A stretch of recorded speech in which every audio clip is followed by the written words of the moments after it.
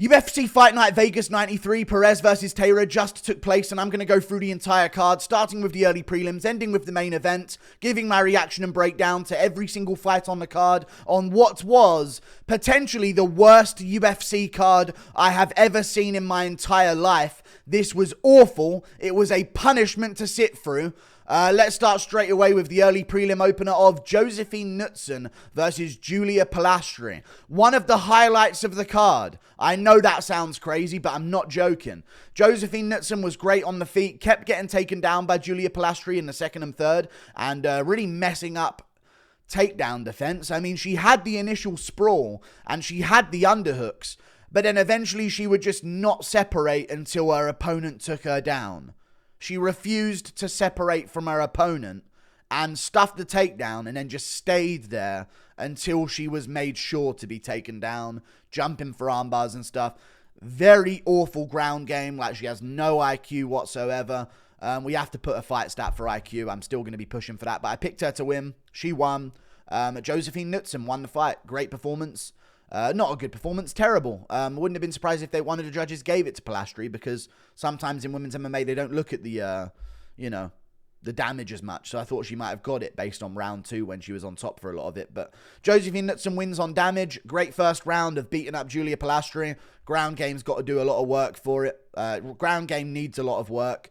But Josefine Knutsson looked great on the feet, so maybe she'll learn how to stuff a takedown or two. I don't know. We move on.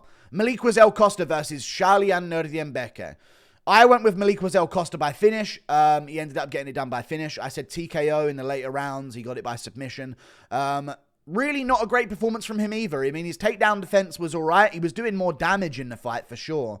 But Shayilan Nuerdanbieke was able to get his takedowns. Much stronger out of the two of them, it looked like. Melquizael Costa was kind of just being picky on the feet with his front kicks and his elbows on the break from the clinch and other little things like that. Nothing too crazy going on. Really dull fight, really. Eventually, he managed to end up on the back of Shayilan Nuerdanbieke, find the back of Shayilan, and then find the rear naked choke. He nearly had it in other moments in the fight as well, but would either lose position or they would separate and end up back on the feet, where Shayilan would go for another takedown and maybe get it. It wasn't a great performance from both. Shayilan was doing good with control early on. Melquizael doing more damage. Had a couple close ones with submissions. I think he had an armbar or a triangle at some point on Shayilan. And Melquizael Costa had his back taken, I think, as well. Escaped it. And then took the back of Shayilan Nuerdanbieke and choked him out. So, good job, Melquizael Costa. You got the job done over Shayilan Nuerdanbieke. There you go. Always expecting more from him, but he never quite delivers the way I think he will. We move on. Jeka Saragih versus Westin Wilson. The best performance on the card. Westin Wilson. Crazy. Finishes Jeka Saragih. Now, he's still awful on the feet, and he's probably going to get chinned again soon. Jeka Saragih was going after him on the feet, looking for KOs, but Westin Wilson got him down with a takedown. Great work, but Jeka Saragih was just hell-bent on being submitted, unfortunately, because he has no idea what submissions are, I guess, because he just kept chucking himself into submissions. I'm talking leaving your arm and head in someone's guard while your other arm is just out of there doing nothing. It's not even like Westin forced him into these positions. He just put himself in them. It was like Ryan Spann against Nikita Krylov, but featherweights. So be better, please. Eventually, Westin Wilson gets it done. Chokes out Jeka Saragih. What even did he get him with in terms of a submission? I think he tried a guillotine. He tried a triangle. I think he got him with a dash choke, maybe, or I don't even know what submission it was, actually. I can check it right now. What did he submit him with? It must have been like an arm triangle or a Von... I don't even remember. A Von Flue, maybe, from a certain angle. I'm going to check it back now just to make sure I'm aware of what submission... It was a triangle armbar. It was! There you go. Yeah, exactly. Just in my head right now. A triangle armbar. Really great work from Westin Wilson. How did I forget that? Yeah. Triangle in, stretch the arm out. Jeka Saragih taps. Great job by Westin Wilson. But before that, it was a failed guillotine, a failed triangle, and then eventually he set up the end in one because Jeka was just wanted to be subbed. I don't know what he was doing. We move on. Carli Judice versus Gabriella Fernandes. Now, Carli Judice allegedly landed way more shots here. But I think a lot of those were on the third round, and I actually gave Gabriella Fernandes the first two. Now, you could have gone Carli Judice in the first round because she did land a lot more, but I thought Gabriella Fernandes, she got a takedown, and she landed a bigger shot. She would land like a big right hand. And you know what this comes down to? Carli Judice, great technical fighter, really amazing skill. A lot of people have been talking about her coming up. They were being talked about on the Contender Series. She had a great fight on the Contender Series. It showed a great amount of technique. It doesn't matter, are you a lesbian? Like, it really doesn't matter. Like, it's as sad as that in women's MMA. And this is all I'm going to base picks on nowadays because Denise Gomez just beat Mora or whatever her name is, who was another touted prospect. I'm not saying Judice was a touted prospect, but it was very obvious she had skill. You know what I mean? Fernandes didn't really have any of that in her record, but she's Brazilian, so they're basically, she's a Brazilian woman, so I'm using woman loosely, if you know what I'm saying, because they got deeper voice than Brazilian men. Gabriella Fernandes, just different shoulders. Just got to pick them. You know what I mean? Just pick the ones with capped delts as a female in their 30s, and if they got a deeper voice than 5 Brazilian men around them, then pick them as well. Just don't bother doing technical analysis on a women's MMA fight. Are they lesbian? Are they women? Are they Brazilian with capped delts as a female at 30? Like, come on.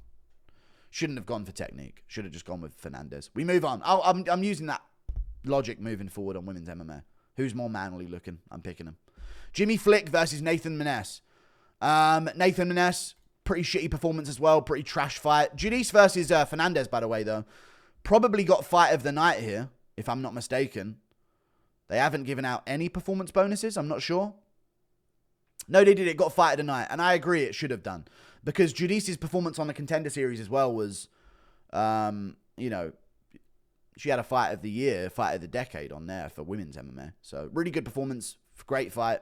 Nathan Maness, though, not a great performance from him. He fought Jimmy Flick. Looked okay on the feet, but Jimmy Flick is not all that. And he was just basically flicking out kicks. It's pretty crazy. Judice, I'm going all over the place here. But Judice had a really great third round. Beat up on Fernandes. Just didn't have anything to get a finish with, unfortunately. And was just a little bit outpowered in the first two by the capped delts of the female that she fought. Jimmy Flick versus Nathan Maness. So Nathan Maness kind of shit the bed. He won, but Jimmy Flick was just flicking kicks out there, not really liking what he was doing, throwing a couple good shots here and there, trying his takedowns, having some success, but it was mainly just Nathan Maness locking him up against the cage, doing work there with punches, and then doing better at range as well with these straight punches, hooks around the guard on Jimmy Flick, kicks as well to the legs of Jimmy Flick. Flick would land now and again, but Nathan Maness just basically controlled the fight. I thought every single round, although I did think round 1 or 2 could have been close, but Nathan Maness won the fight very dominantly. Got top position off of failed takedown attempts by Jimmy Flick and just sort of worked him from there. So, really good job by Nathan Maness. Shitty performance, boring fight, but every fight was. We move on. Josh Quinlan versus Adam Fugitt. Dog shit fight. Awful, horrible, terrible to watch. Adam Fugitt won, and I actually thought he did win, and I told people to live bet on him in round 2 because they had him at plus 400, or round 3, they had him at plus 400, thinking that Quinlan had won the first 2 rounds. Now, I was watching the fight closely, and I knew Quinlan had not won the second round. He had won the first, he had not won the second round. So they had incorrect odds. I told people, bet on Fugitt, he's going to get the decision, and he got the decision, second and third round. Good job, Fugitt. You're shit. Sorry, just saying it. Your slowest kicks I've ever seen. So unathletic. No knockout ability in your hands. Slow punches, slow kicks. The slowest kicks I've ever seen. I've seen heavyweights kick faster. I'm not even joking, I have. I'm surprised Quinlan didn't catch him as he was doing it. But Quinlan is just a basic guy with not much to him in terms of KO power unless you're Jason Witt. I guess we're just finding out about Quinlan that he's literally worthless as a fighter. Unfortunately for him, I know it's sad, and I'm just saying how it is. You're trash. You don't change up the game plan. You just low kick for the first round and then stop doing it for the second and third. Just not doing anything while Fugitt throws kicks at you the speed of my fucking nan. You know what I mean? Like, Josh Quinlan loses. Crazy. Adam Fugitt wins a fight, UFC 2024. Asu Almabaev versus Jose Johnson. Another pretty dead one, but I was rooting for Almabaev because fuck Jose Johnson. 6 foot at flyweight, you're a bitch, you're a pussy. 16-9, hope he gets cut from the UFC. Shouldn't allow people to do those weight cuts, you're a coward. Asu Almabaev, great fight for him though. He won the grappling exchanges, ended up on top position a lot. Escaped submission attempts. I think a triangle attempt from Jose Johnson. He had a bunch of rear naked choke attempts on Jose Johnson. I think he might have escaped a rear naked choke, actually. But so he escaped something. And other than that, it was just Asu Almabaev getting the takedowns, getting the back, winning the scrambles, ending up on top, full guard, landing little shots here and there, doing good elbows in the second round as well after Jose Johnson had a moment where I think he actually did nearly get him in a triangle or something like that. But other than that, Asu Almabaev was like so much shorter than him, but he was landing spinning back kicks to the body like every round. Landed a wheel kick in the first round as well, so he was out there going for it against a much taller opponent. So respect to him. Jose Johnson, other than one triangle attempt where his legs were literally so long that it couldn't be finished, even though it had a good angle to it as well. So that's just telling you, bruv. Don't be 6 foot of flyweight, you coward. Like, go up a weight class. Be a man, man. What the fuck are you doing to yourself? Killing yourself to make weight so you can be a 6 foot flyweight. Buddy thinks he's Jalen Turner. Suffers the same fate. Awful to watch. But Asu Almabaev wins. Good for him. We move on up the card. Brady Hiestand versus Garrett Armfield. This one was a bit more fun, but outside of the fun moments, it was pretty lame. But it was okay. So round 1, I actually gave it to Brady Hiestand. I think I gave round 1 to Brady Hiestand. It was a pretty close round, though. I thought he just landed a bit more and did a bit more. And Garrett Armfield was mainly focusing on defending takedowns and finding his moments and just wasn't really getting off much offense on Brady Hiestand. And Hiestand was just the aggressor, much larger than him. We didn't really know that coming in, but he was a lot larger than him. Garrett Armfield, not a big bantamweight, I guess. Hiestand was kind of mogging him out there. Hiestand pushing for takedowns. I thought he got the first round. Round 2. Garrett Armfield drops him bad, really nasty, and it was just after I said Garrett 50 cow Armfield. I was screaming about it, and he knocked him down badly. And listen, if that was Cannonier, that fight's getting stopped. I literally thought someone in chat said, "I can't believe they stopped the Cannonier fight after watching Hiestand get beaten up by Armfield after being dropped nearly twice." But you know, Cannonier just couldn't continue. Let's get the Dagestanis to the fucking top. We get it, Middle East money. Dana, you've completely sold out. It's all good. Brady Hiestand at Garrett Armfield. 6-second round.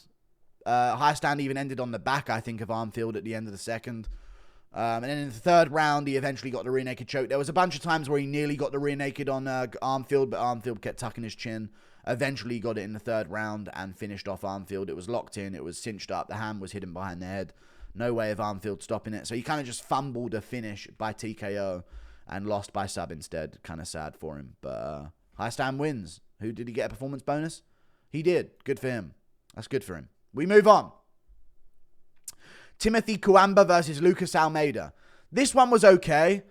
Not that great either, though. There was just no real good male fight on the card, really.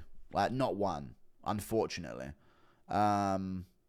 Timothy Cuamba versus Lucas Almeida. So Almeida drops him in the first with like some straight shots. I think the lead hook straight right hand is what was doing it to Cuamba. And he got dropped nearly twice in the first round. But one of them was kind of as he was going for a takedown. So it didn't really count, I guess. But he got hurt badly in the first round. Trying to land back. He actually was looking technical and landing good shots on Almeida, but Almeida just didn't fear his power, I guess, because he just took the straight right hands of Timothy Cuamba when he was going for his 1-2s, and then just countered with like a looping left hook that would always land on Cuamba, who just wasn't getting back out once he got in on his exchanges. So Lucas Almeida ended up winning the first round, winning the second round, and honestly, arguably winning the third round, but I guess that was Cuamba's best round. He might have won that one, actually. Yeah, he could have won the third round. But still, Almeida had his moments, and Cuamba just didn't do enough. Just watched the fight get away from him, felt the power of Almeida, and felt like he didn't really want to risk it too much. And we get another under 30 strikes a round fight, averaging about 20 strikes a round landed. So, another shit one. But it was some hype moments of like, oh, big shot. That's that. We move on. Douglas Silva de Andrade versus Miles Johns. Pretty 50-50 fight, I thought. I thought the second round was very clearly Miles Johns. I thought the first and third round were very, very close. Extremely close. I thought that Douglas Silva de Andrade won the first round. 2 judges had it 30-27 Johns. So there's just no way they were giving it to Douglas Silva de Andrade. I thought he did well at the end of the first round. I thought he did all right in the third round, but then at the end of it, he kind of just did nothing but leave his chin up in the air, and Johns just barely missed overhands over and over again, so that didn't really look good for him either. And he kept, like, swinging and then looking at the ground after he'd finished swinging, and then Johns would, like, catch him with his forearm on the back of the head, and then he would go all, like, weird-legged, and then... So I guess that was what was giving Johns the win, is those moments where Douglas Silva de Andrade didn't react well to being hit. But Douglas had his own moments. I remember one time, he's a great genius, this guy. He hates his kids and doesn't want them to have good Christmas presents. He hates his own children. Because remember, he flying kneed Miles Johns, rocked him, knocked his mouthpiece out, and then proceeded to just not follow up with anything whatsoever and stand there until the referee put the mouthpiece back in on Miles Johns, and then just let him recover even more after that, doing fuck all nothing. So, unfortunately, Douglas Silva de Andrade just got negative IQ. We need it on the tail of the tape. But Miles Johns did his thing, overhand for overhand. Listen, if there's one way you don't fight Miles Johns, it's one shot at a time, overhand for overhand. Let alone lead uppercut for Miles Johns' overhand or counter left hook. Johns fights 1 for 1. One big shot, done. One big shot, done. One big shot. That's all he does. He's shit. And they were screaming at each other like they did something. We were fucking glad the fight was over. You're both shit. Douglas Silva de Andrade just lead uppercut spamming against him, charging in, trying to get like a head clash KO. Great chin on him, but fucking dumbass. We move on, up the card. Alex Perez versus Tatsuro Taira. I actually gave Perez the first round. I thought he was doing better than Taira in the first. I know a lot of the people on Twitter were saying 1-0 Taira going into the second. He looks great on the feet. And I'm thinking, hang on. I know he's getting the clinch on Perez and he has landed some good knees. But a lot of the time, what Taira was doing, which he needs to work on, is getting the clinch and then doing nothing with it. Like he would forcibly take his hands away from his face, guarding himself to get a tie clinch. And then Perez would land 2 shots to the body and 3 to the head while being in a tie clinch. And Taira just doesn't even knee him in that position, just holds him there and then lets go. So that was interesting. It was also surprising to see that he didn't really try many takedowns in the fight until he like found his moment. But I guess that was good. He got the moment in the second round and got the back straight away. Made fucking Melquizael look shit, the fact that he got the back immediately. I guess Melquizael just doesn't really have that transitional jiu-jitsu from the grappling. Perez looked good in the first round though. Both guys were landing good low kicks. Taira was landing good shots. Perez was landing okay shots that were glancing off here and there. I thought Perez landed a lot more than Taira did in the first round. And got a takedown as well on Taira. I thought that looked good for the judges. Taira was on bottom trying to scoot out the back. Couldn't quite do it. So I thought, you know what? They'll give this to Perez in the first round. Then round 2, Taira waits for his moment. Gets the back on Alex Perez. Climbs him. Scales him up against the cage when he tries to scramble and escape out of the takedown. Straight to the back. Wicked fast. And locks in the body triangle, locks in the rear naked choke. No, he doesn't. Locks in the body triangle. And then basically this is the finishing sequence. Taira is like crazy core strength, by the way. Respect to him. He's leaning back while keeping his core engaged so he can try and manipulate Perez's stance. You know how fighters are on the back standing and the guy who's got his back taken just isn't like letting him get him down. Like he's staying standing the entire time. Taira was like limboing and keeping his core engaged so he could stay balanced and not slip off whilst being body triangled in on the back of Perez with the leg tangled as well. So he was like lurching backwards with these like weird abdominal crunches type things. And then crazy core strength to do that. And he actually used it and the momentum of it by lurching himself backwards to like chuck Perez down with him. And he ended up on the back on the ground, took the top position. And as they landed, his leg was like tied up with Perez's. And Perez took all of the weight on that one leg as he went down. And I guess it just gave way and popped out of place. So Perez tapped. Taira gets the win. Little bit of a weird situation. However, he won. He's now 6-0 in the UFC. He's beaten every Mexican flyweight outside of Moreno. Put him at the US border in the south. He'll handle business. You know, no Mexican safe. Taira in Japan. UFC, Fight Night, Tokyo. Main event, Tatsuro Taira versus Brandon Moreno. You can entice Brandon Moreno. You know he loves his little plushie toys and shit. I'm sure he'd love Japan. And it would be an excuse for Moreno to take a fight, because otherwise, maybe they use him at the Sphere, but I think he might get overcrowded now at the Sphere, because we've got Lopez and we've got Grasso probably defending. So maybe they shouldn't have Moreno at the Sphere. Maybe they should have Moreno in Japan. Main event, Brandon Moreno, Tatsuro Taira. 5-rounder, co-main event, Kai Asakura makes his debut against Rob Font. 2 big matchups. Put Song Yadong on the card. Put, I know he's Chinese, but, you know, maybe other Japanese talent. Park Yin-yong, put him on the card as well. Any other guys you got from Road to UFC, stack them on that card. I think Moreno versus Taira and Asakura versus Font would sell that on its own. And then you can even sprinkle on like a Song Yadong versus Kyler Phillips or something like that. Something fun too, the rematch. See you later, guys. Thank you for watching. I did shit on picks, but I really don't care because the card was just dog shit. Yeah, it's cards like these that make me not want to pay these guys, dude. Maybe I won't do it in 2025. I don't know. No, it's just shitty card. It is what it is. Tank got a KO, though. Tank Davis, obviously. He's the big name. Any bigger name in boxing wins every time. Unless they're, like, undisputed and both legends and fighting for a undisputed belt or some shit. But it is what it is. Tank got a win. Chaelson and Anderson Silva faked to fight against each other for 5 rounds and probably got paid millions. And this card was the shittest card I've ever seen. Like and subscribe. Thank you for watching. See you later. Goodbye.